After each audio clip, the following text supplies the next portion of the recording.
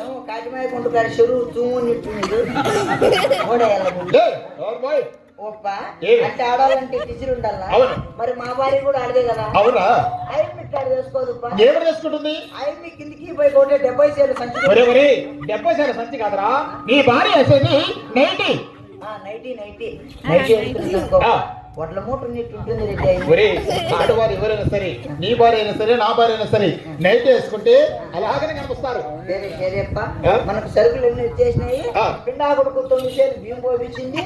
పిండాకుడుకు పోయి చచ్చిన వారికి పిండాకుడు, మరి బతికిన వాళ్ళకు భోజనం చేసేటప్పుడు ఏమేసి కొడతావు. నువ్వు కూర్చో మళ్ళా చిందేవమ్మ ఏడ చూస్తానంటావు. నువ్వేనా లీటర్ అమ్మా? లీటర్ కాదురా లీటర్. లీటర్ దాకరాల లీటర్ పెట్టావా? మళ్ళీ చిందేవమ్మ లీటర్. అవునా? దాకరాల సరే కానీ సరుకులు అన్ని వచ్చేసినాయి. అయినా మరి కావంతుల బెత్త తెచ్చావు. ఇప్పుడు నేరుగా బెత్తలు వేరవాలంటే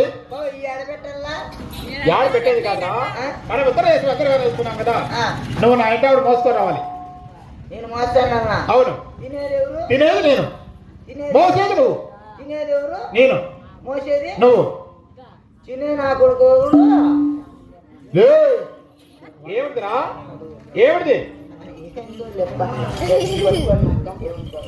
తలారి ఇప్పుడు మనకు కావలసిన బెత్త తెచ్చాం కదా. నేరుగా బెత్తలు వేరే వెళ్ళాలంటే సగిన పాటించాలి. సగినం అంటే కన్న తల్లి మాదిరిగా.